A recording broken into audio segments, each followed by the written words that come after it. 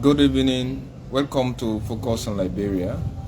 I am their West African correspondent, Amara. Welcome to the latest news update on the continent.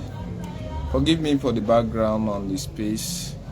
It is because I found myself into a tight environment, but I got to do the program to give you interesting news that come on the continent and things that actually should be the hearing to other listeners. Today, basically, we have 5 important and interesting stories on the continent.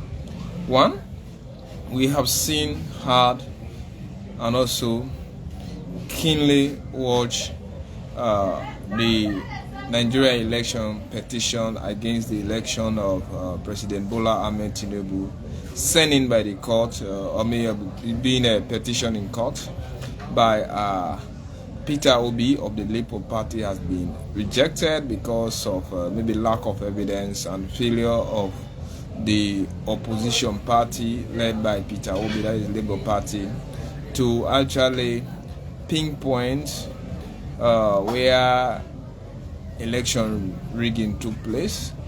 And those allegations have actually not been proven before the court of law, and the court of law had decided to throw out the court cases. Then we are also seeing United States sanctions the brother of Hamdidi of Dagalo.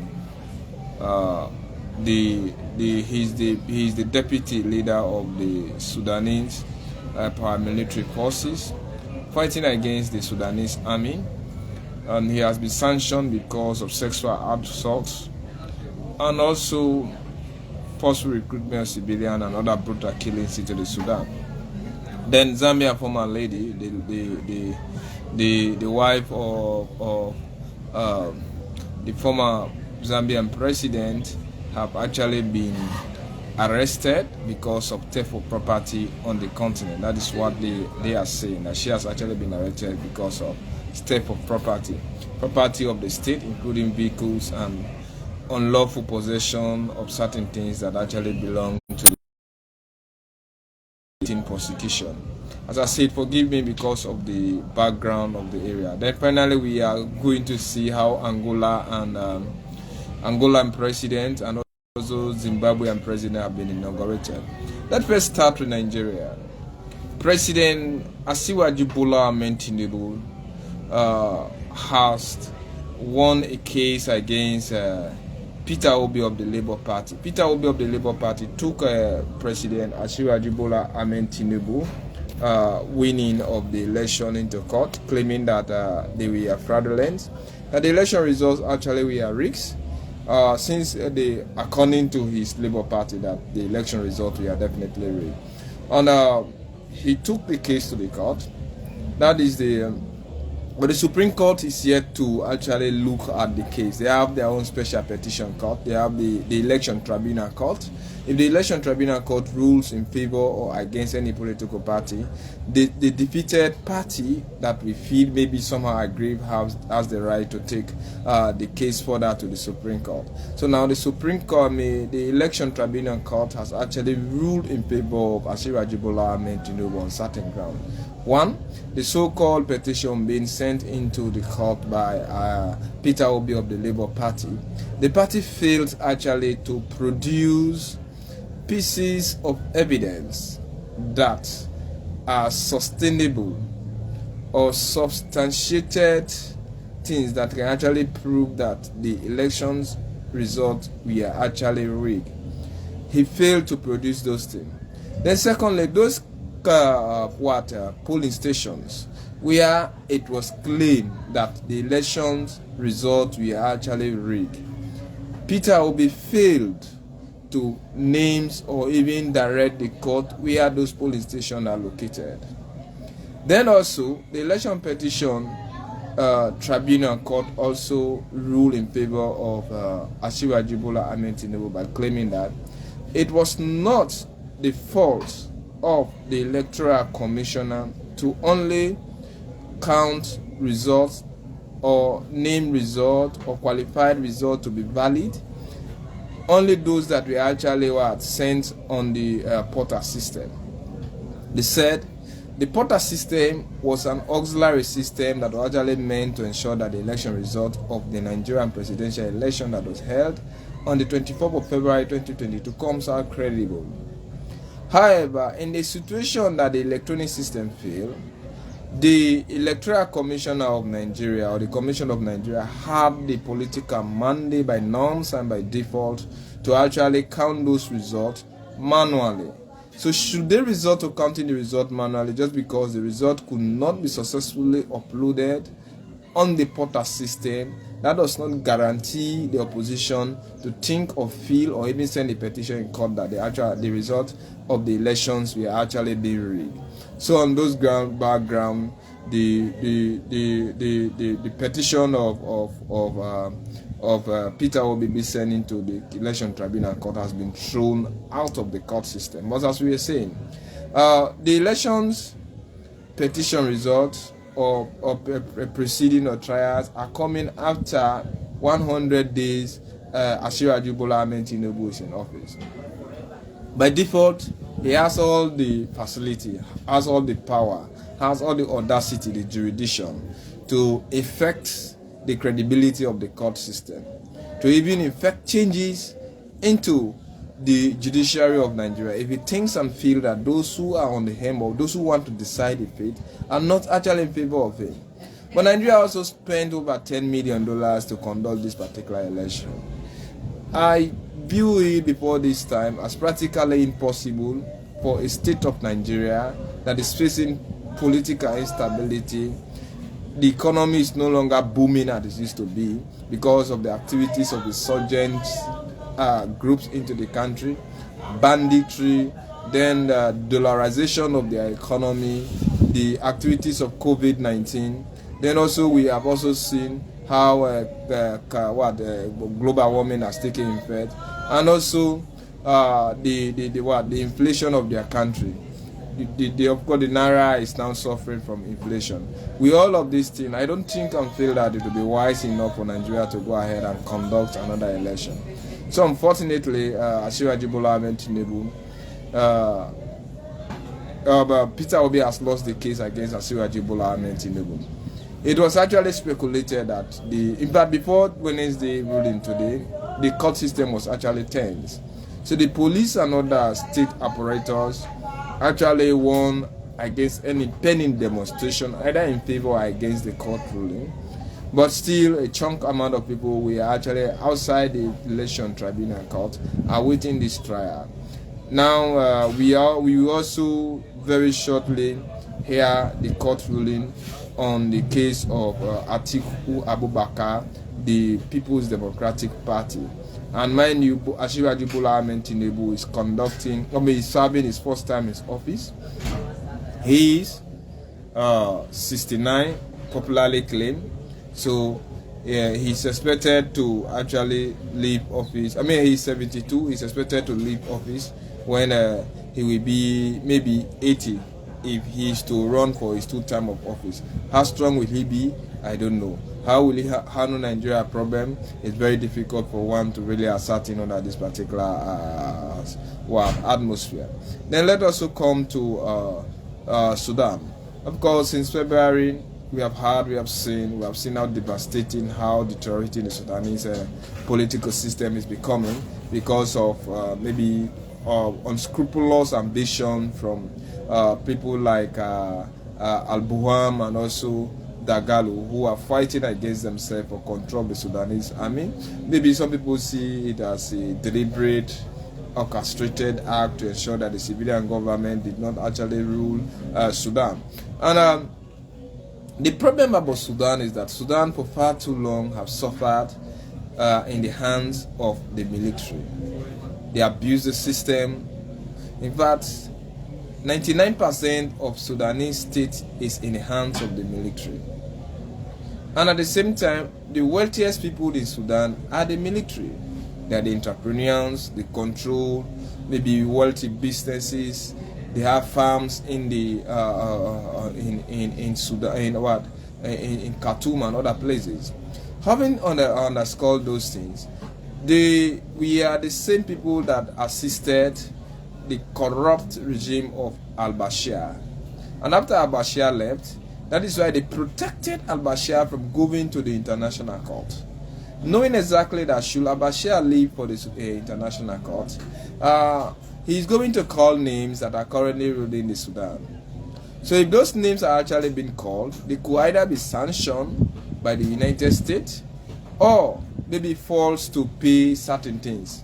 With their freedom, definitely we are going to be seized. That is one. At the same time, all the wealth that they have today that they are controlling, we are definitely going to be seized. So watching at those things, they move ahead to protect al-Bashir from going into the Hague, imprisoning him into Sudan, into one of the military barracks, and also they have caused commotion when this look like what the former president Hamdok, the former prime minister, who was the leader of the civilian government, who was actually expected to lead Sudan to a democratically elected or democratic election, to see that it can have a democratically elected president. All was definitely sent into the dungeon.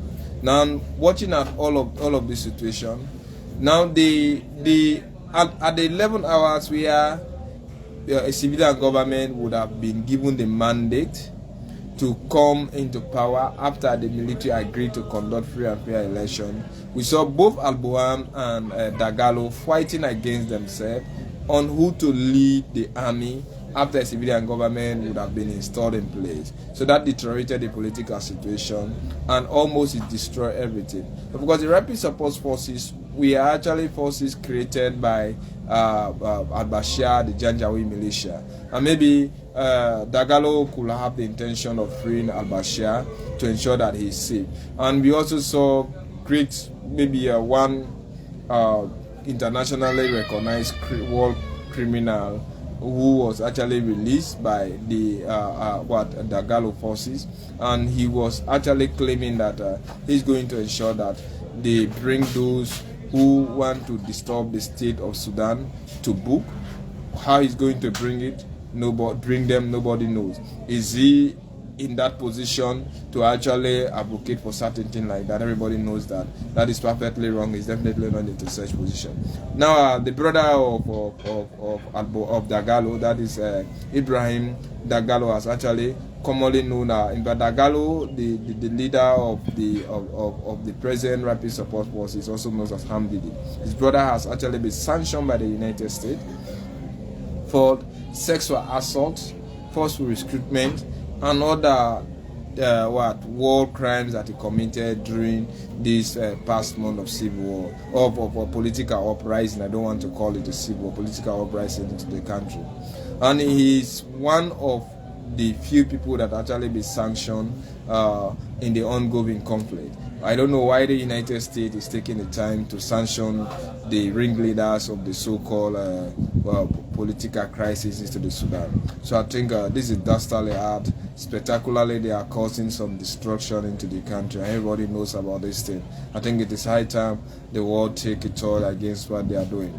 Now let's see. Former Zambian First Lady arrested over alleged theft. The wife of Ngalungu, as the former president of Zambia, has actually been arrested over theft of vehicles and also possession, for her being in possession of state property after she is no longer in the power or in position to be in possession of such state property. She and a few other ministers in the former president's administration are actually on a thorough investigation, but she has actually been arrested. And it is known that this lady was so powerful, although her husband only ruled the country for one term of office when she lost election to the current government, Ichilema. So now what they are saying now, her arrest is going to raise eyebrows, and also it is also sending a message clear across to the Zambian people that maybe the Lusaka-based government led by Ichilema will not stop at any junction to ensure that those who have state property, those who corrupted the state, will actually be prosecuted for all what they have done. So the lady is actually in custody because of theft of government properties, and also for being in possession of properties that belong to the state when she is no longer in that position to handle those things. So I don't know how the handing over was made, because I believe that if somebody is taking over office, I think a proper handing over should be done, and things that belong to the state should belong to state actors, not non-state actors. So that is classically maybe wrong, and I think she's due to give an account of why she's in possession of those things. But all is yet an allegation, and nobody wants to convict her in the kangaroo court till her case is being proven before the court of law. Let's see. Ethiopia Federal Forces are accused of killing civilians. Since the end of the Federal Forces of Ethiopia war with the Tigrayan people, I think the people of Mekelle is the capital city of Tigray, we are asked to disarm. You can see Afar, Amhara, Oromo, we are all involved into this conflict. So Abiy Ahmed is taken against his own people of the Amhara region to fight against them. He's also an Oromo coming from the Amhara region. But this kind of dastardly act, and most of those crimes committed into Ethiopia maybe could have ulterior motive, but they are not committed on any clandestine scene. Open scene, we have seen those things. So the people of Amhara actually refused to disarm when the federal forces asked the Amhara, Afar, and Tigray region to disarm. And we have seen Tigray actually share border with Eritrea, and Tigray have actually been on the hem of affairs in Ethiopia for quite a long time. The like of Haile Gebrselassie are all coming from the Tigray region. Even the late Mercy Sinawi, the former Prime Minister of Ethiopia, was also a Tigrayan. So if you want to take such people like that out of power, who have tasted power for quite a long time, and they have their own forces, which actually we all know Ethiopia is a parliamentary system of government. They have governors, and they have the ability maybe to have certain forces, and they have been divided into 14 regions of Ethiopia. All of them have their own state capitals, and also they have their governors, and they have private military. Some of them are not actually strong enough to take on the government forces, but people like Amhara and Afar, Oromo, and this Tigray region maybe have the political caliber, the human population to take up the federal government. So unfortunately, when they were actually disarming these people, the people of the Amhara region fear that should they go ahead, the federal government go ahead to disarm them, the Tigrayan people would take on this as an opportunity to attack the Amhara region, maybe to confiscate some of their property, and even take on certain land that they actually gained in the conflict before this time, because they have wealthy agricultural land that the Tigrayan people are actually claiming that they actually own the land, but the land we are actually taken by the Amhara region through their bitter war. So they fear that they are not going to disarm. So on the other hand, the federal government led by Abiy Ahmed, who was a Nobel Peace Prize winner, saw this as a deliberate act, a calculated insubordination. Also, having known that the Amhara region is a subordinate to the federal government, they took on then with arms, and now we are seeing conflict is going on. Over the past 2 weeks, we have listened and seen that the amount of conflict into the region has actually minimized, but that did not stop the dastardly act of killing civilians. Now, yesterday, it has widely been alleged that over 20 civilians, including certain elders, young children, were killed unlawfully by the Ethiopian forces. However, BBC is yet to independently verify this news, and at the same time, the Ethiopian government has not come out publicly to maybe denounce what they are definitely claiming. So we are seeing the system is a bit complicated. And people are also blaming, oh, Abiy Ahmed is what? Abiy Ahmed is a Nobel Prize winner, so why should he be involved into killing his own people? Plus, particularly, they are right. But him being a Nobel Peace winner does not eliminate the fact that he is the Prime Minister of Ethiopia. And that does not delete his responsibility. And the responsibility of the Prime Minister, he can easily declare war. And he has the right to protect the international territory of what? Or the territory of Ethiopia against any foreign or internal aggression. So him being the supreme leader of Ethiopia and being a Nobel Peace winner does not mean that he is now incapacitated to take up any aggression should the state of Ethiopia come under attack. So him waging war on Ethiopia, on the Amhara or against the Tigrayan people, he did it not as a Nobel Peace winner, but he did it as the Prime Minister of Ethiopia, and he's the Commander-in-Chief of the Armed Forces of Ethiopia.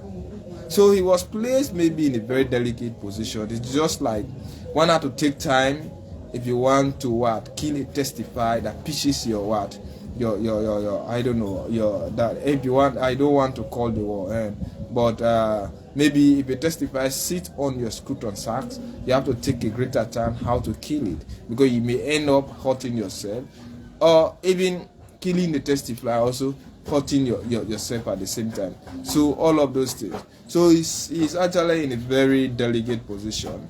But as a leader who took office in Ethiopia, he did not take office as a Nobel Peace winner. He took office as the Prime Minister of Ethiopia with the full audacity to protect the Ethiopian society against any internal or foreign aggression. So he's not doing it as a Nobel Peace winner. He's doing it as the Prime Minister of Ethiopia, because these are the duties conferred on him. These are some of the oaths that they actually took into court. And maybe some people can spectacularly misinform you to put you into a very delicate position by telling you carefully, maybe envelope false statement against his person. But he says he's taken the war against both the Tigrayan that has ended and the Amhara affair, even the Oromo region, because he did it in the capacity of a Prime Minister and leader of the Ethiopian society. So that is what he did, and by doing so, he did it to honor the oath that he took into office as the Prime Minister of Ethiopia. He did not do it as a Nobel Peace winner. So people need to get those facts straight, understand them, and maybe exonerate Abiy Ahmed from a thinking or a thought that have actually crucified him before ever he was being tried. Finally, let's end into Southern and Central Africa. We first start in Central Africa. Angola, new strongman Brice Nguema has been inaugurated. He promised to change the constitution. He also promised to organize a free, fair, and transparent election. And he also promised to hand over Liberia to a civilian.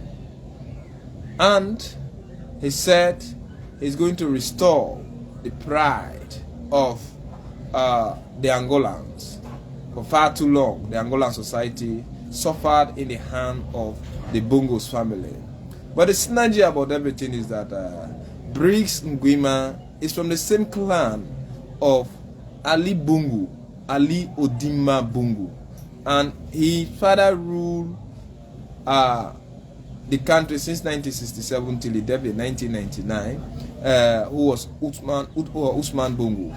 So the man, people are even claiming that he's a first cousin of Ali Bongo. So it's just like maybe a change of of what surnames, but these are the same people leading the Angolan society. I think Angola, it is now known that the Bongo's family are no longer on the hem of affairs, but it is the same family, or the Bungu, the surname Bungu, are no longer at the hem of affairs. But it is the same family that is ruling them.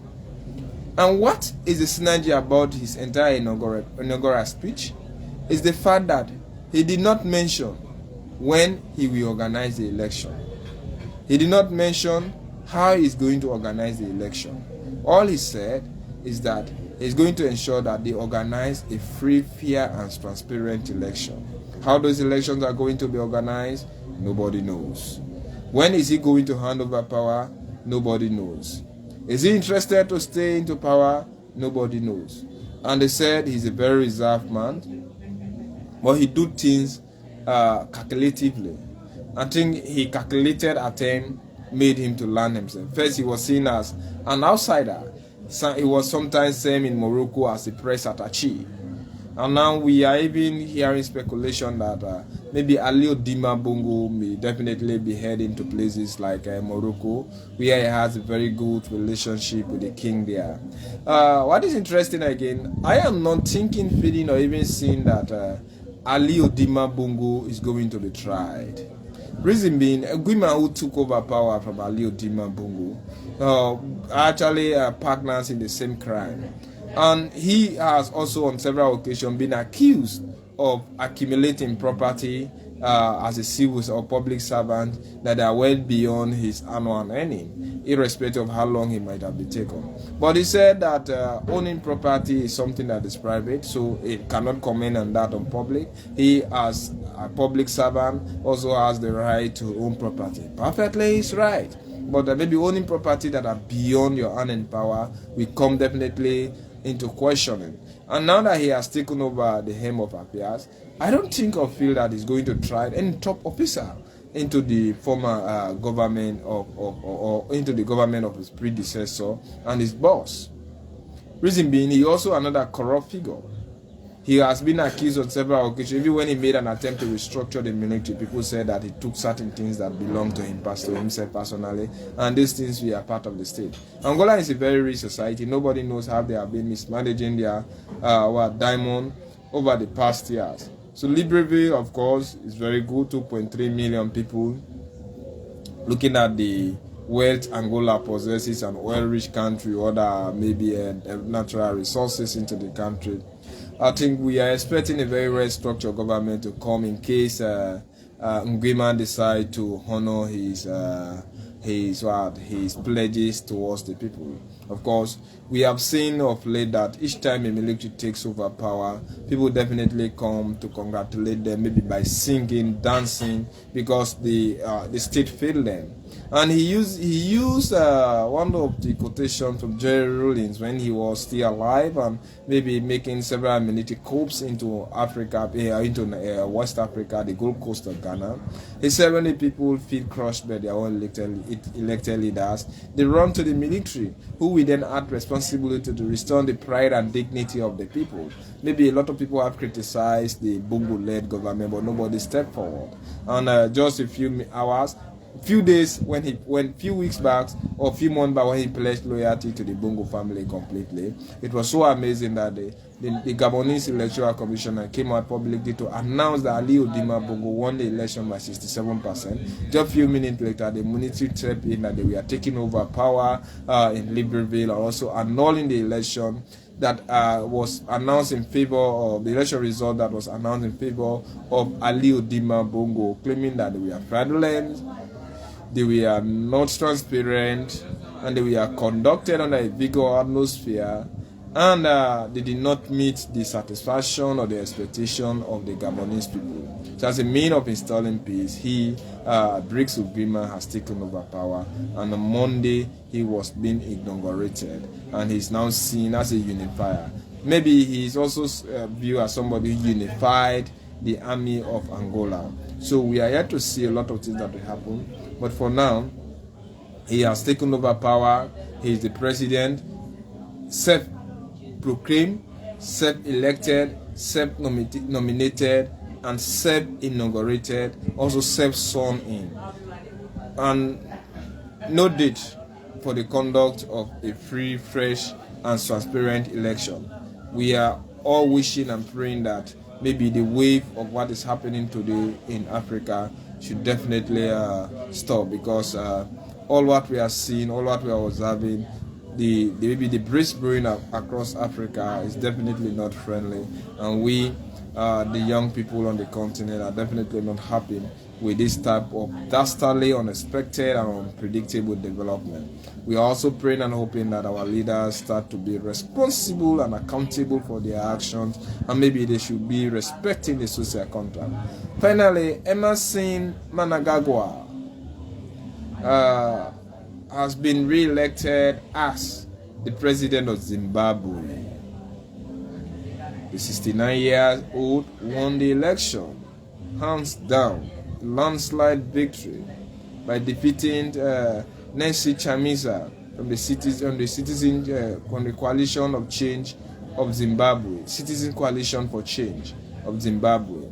Chamisa had denounced the election. Most of his party stakeholders have been rounded up, and some key political figures who do not support the Robert Mugabe government also have been rounded up, and independent civil society members who we are collating and announcing their result independently has also been rounded up. And Emerson Mnangagwa, popularly known as the Crocodile, also accused the West of having clandestinely organizing maybe people in and outside Zimbabwe to ensure that they maybe facilitate chaos or pandemonium into the country. And they have warned that anybody who is seen lobbying to the international community in a way to throw the Zimbabwean society, or especially the political setup, into guatas or reputation, that person will risk being arrested and prosecuted for being a disloyal person. So today we announcing 2 new presidents on the continent, both got power differently, and we have seen each and everyone coming with his own agenda. We pray and hope that we have something better rather than that we are seeing on the continent.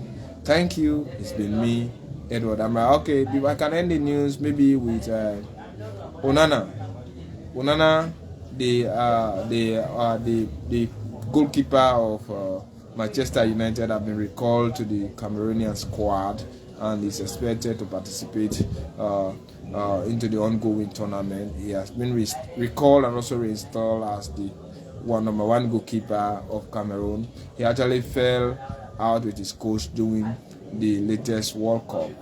Thank you. It's been me, Edward Amara, Focus on Liberia, West African Correspondent, coming to you with the latest news development. Maybe it may take you a while before seeing me on this show again. Thank you. Good night.